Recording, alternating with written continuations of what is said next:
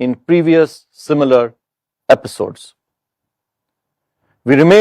Outlook remains clouded by the continuing geopolitical impasse in West Asia, as sharply escalating energy prices and global supply chain disruptions continue to hinder economic activity. Faced with difficult trade-offs, monetary policy has turned more cautious. Major advanced economy central banks are likely to pivot towards monetary policy tightening.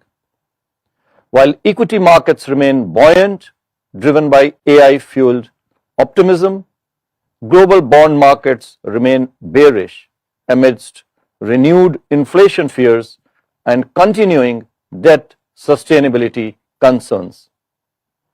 Risk off sentiments and safe haven demand are imparting volatility to forex markets, with a depreciating trend in many EME currencies.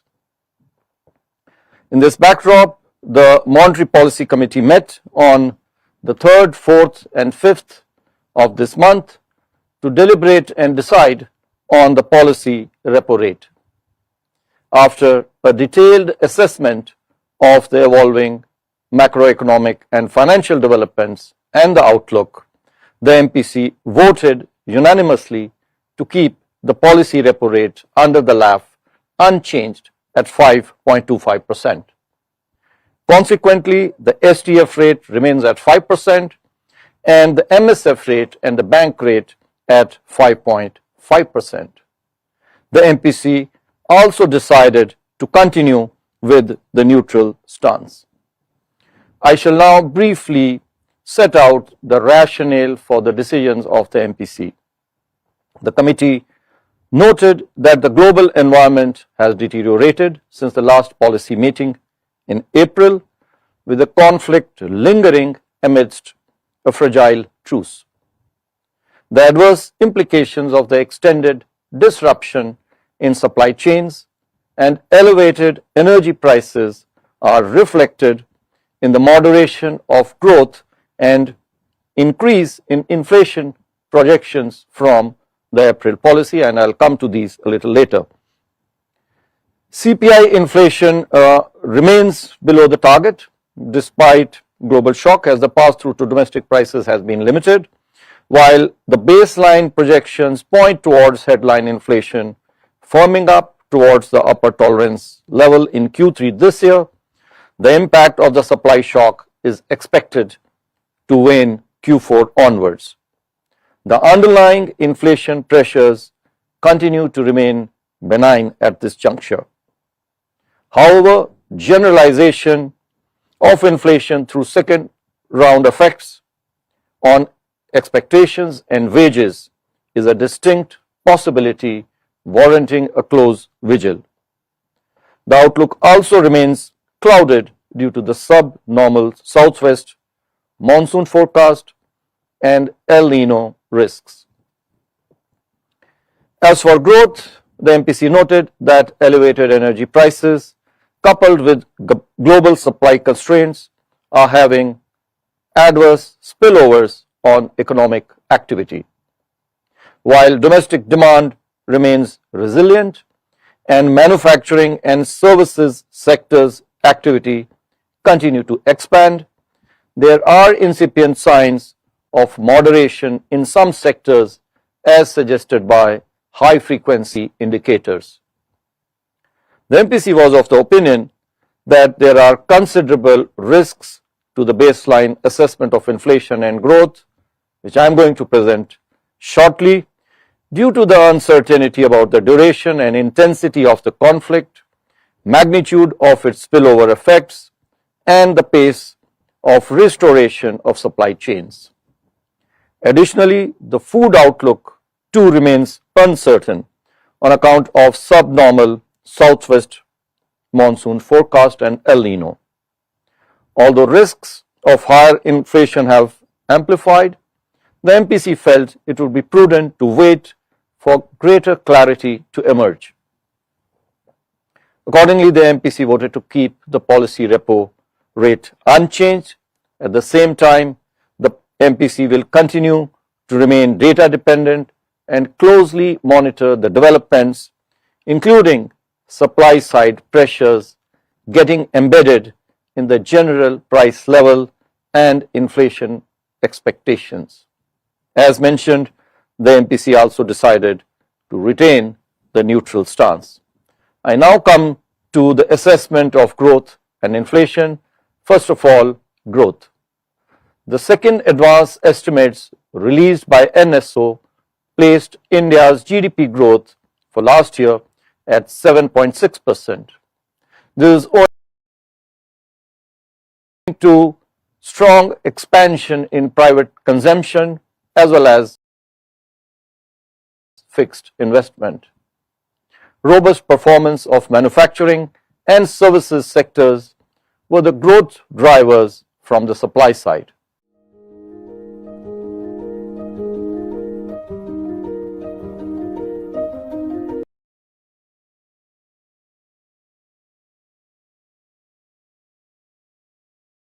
Domestic economic activity remained largely steady even since the outbreak of the conflict. India's manufacturing and services PMI further suggests that both sectors continue to be resilient and business expectations are still positive. On the demand side, private consumption aided by discretionary spending has remained resilient so far. Fixed investment has also maintained its momentum despite cost pressures. Merchandise exports recorded strong growth in April this year. This is notwithstanding elevated freight and insurance costs. Services exports are also holding up well.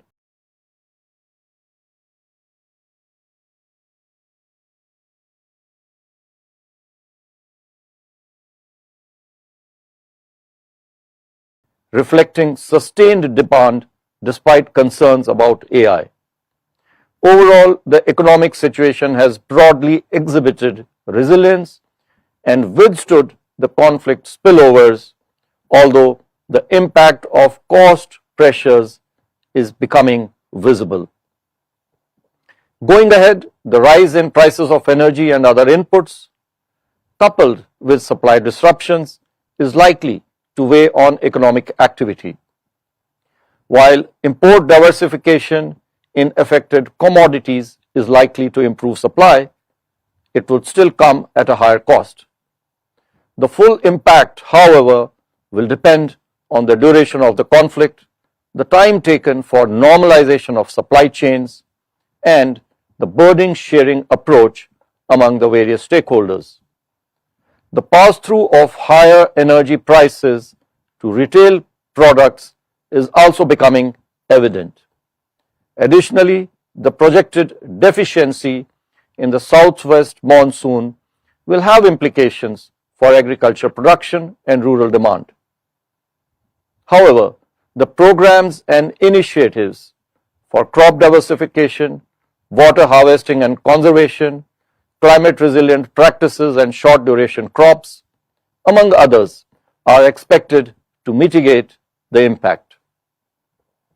Sustained momentum in services, continuing impact of GST rationalization, and broadly stable employment conditions should continue to support urban consumption, even though rising inflation could be a drag on the purchasing power of households.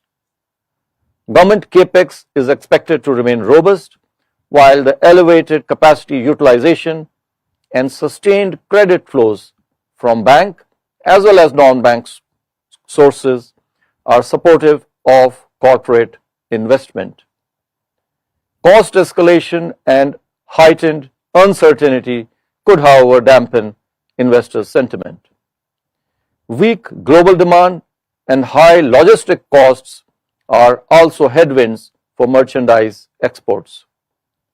Services exports, on the other hand, are expected to sustain their momentum as demand for Indian services remain healthy.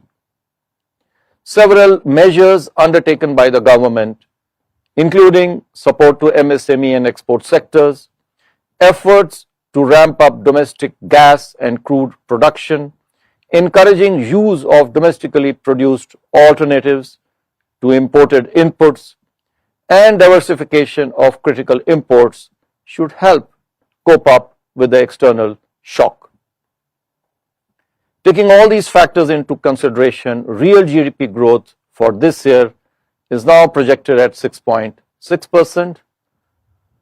We had earlier projected 6.9%, of course, with huge uncertainty and downside risks, with Q1 now projected at 6.6%, Q2 at 6.3%, Q3 at 6.5%, and Q4 at 6.8%.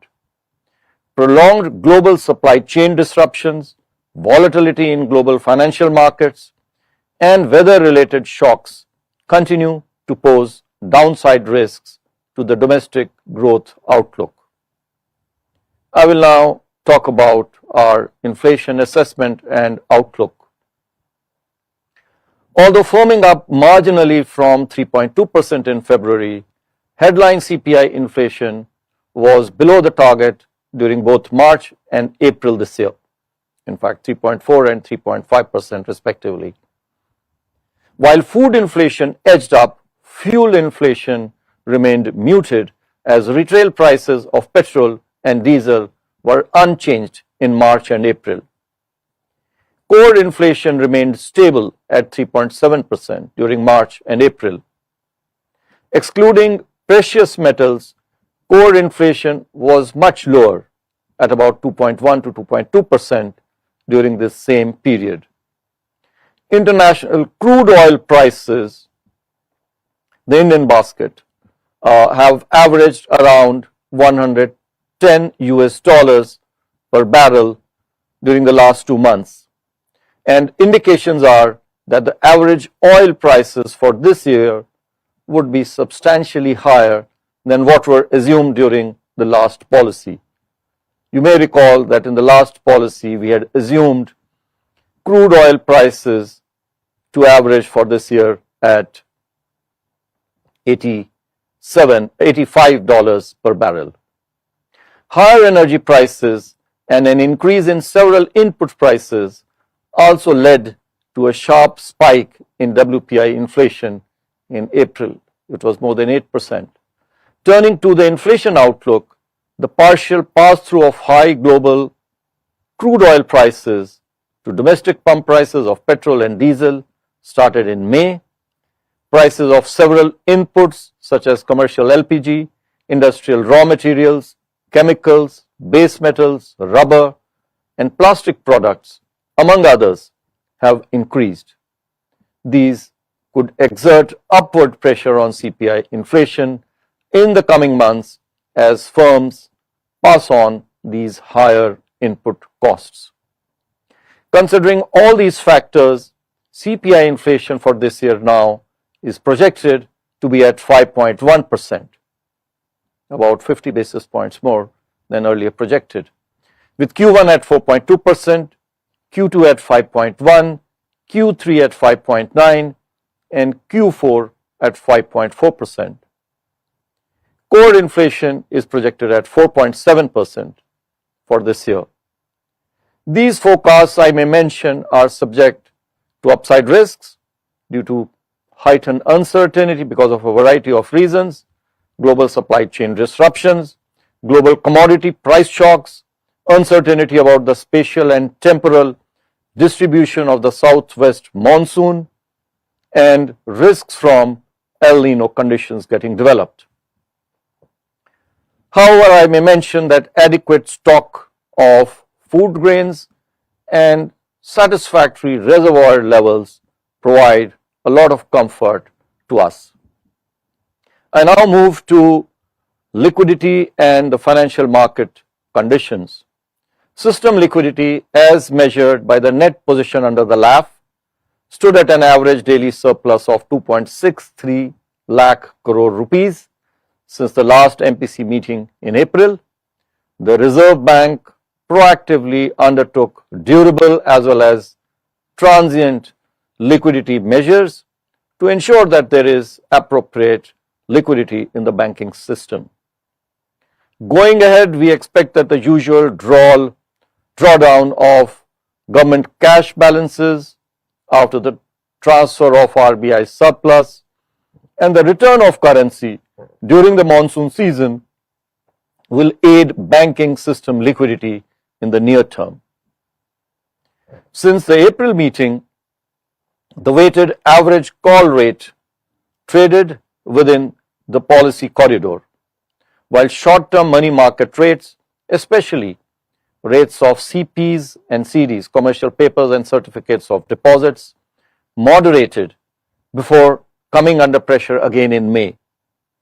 G-Sec yields eased in April following the ceasefire announced in West Asia, but firmed up in May. Transmission in the credit market has moderated during March-April with some hardening in deposit and lending rates. However, it is still quite robust.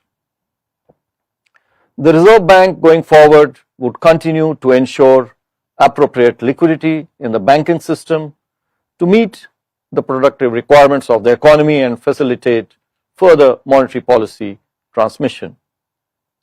As per the latest available data, credit from all sources last year YOY grew by 15.4%.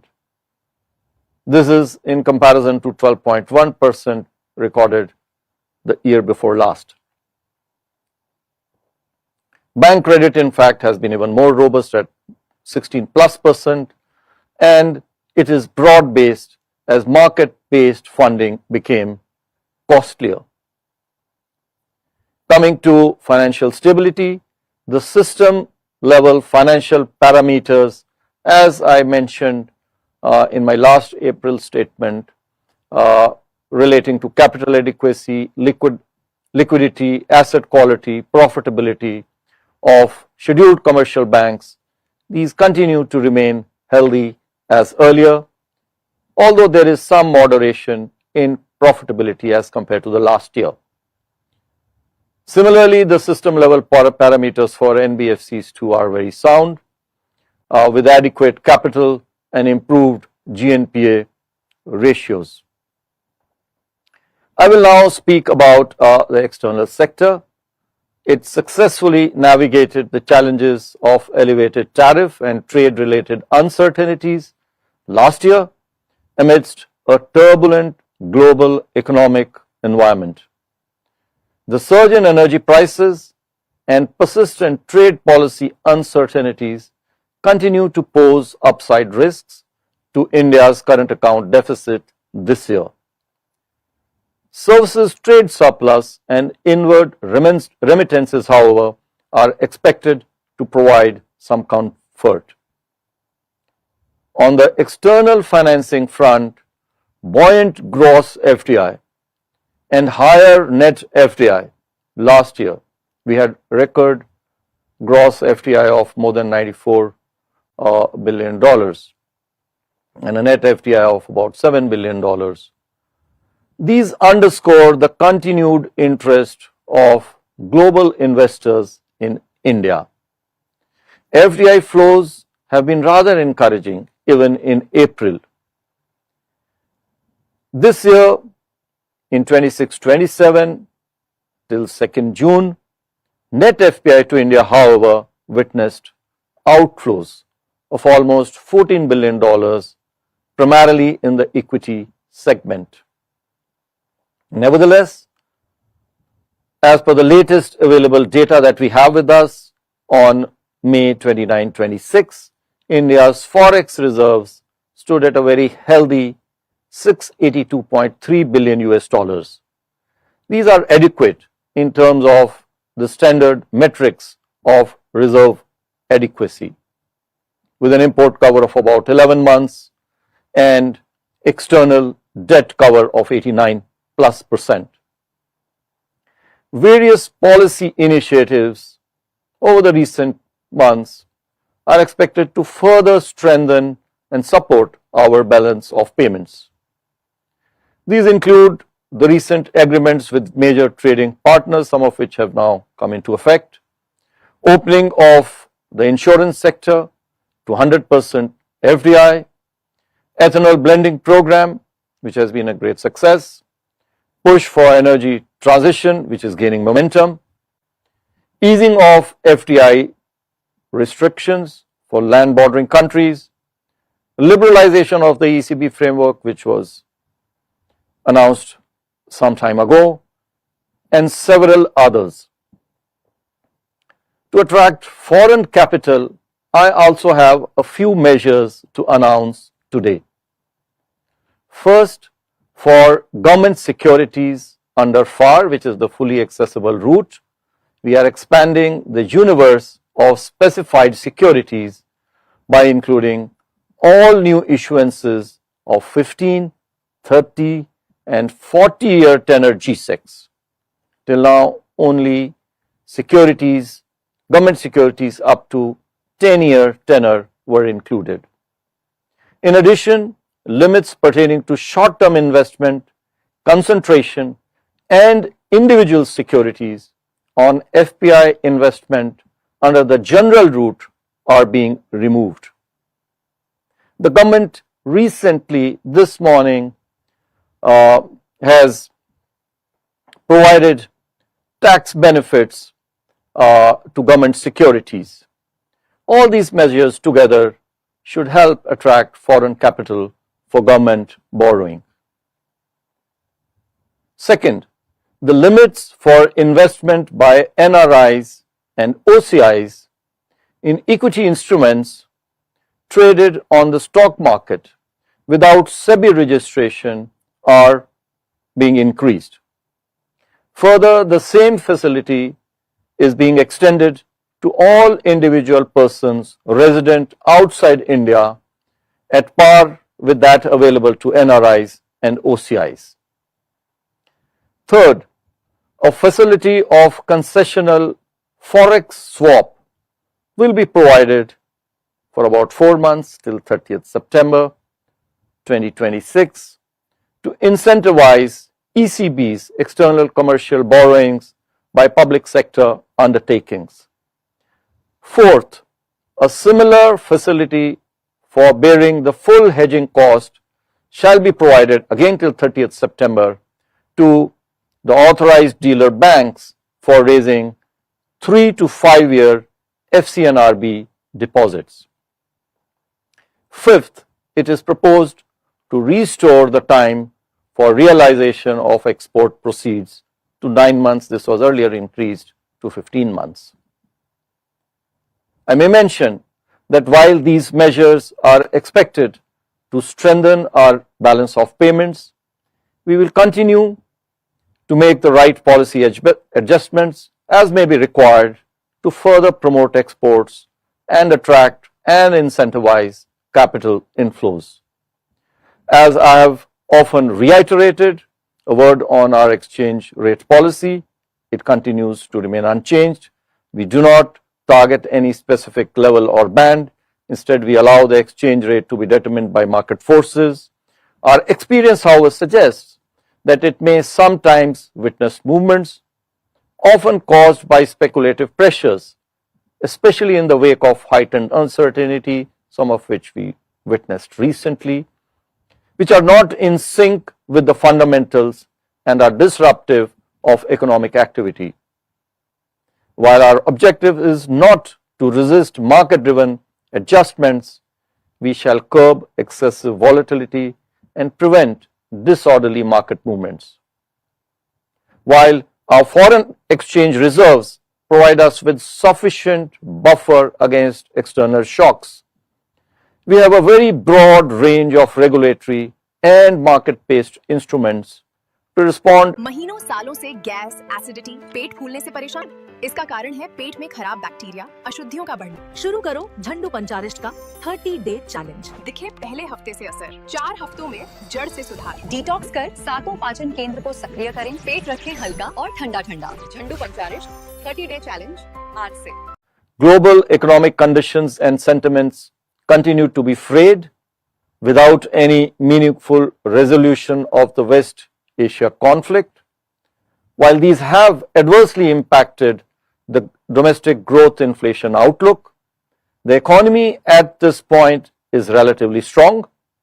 We shall put in place policies to meet the challenges while taking measures to further strengthen the macroeconomic fundamentals of the country. Thank you, Namaskar and Jai Hind.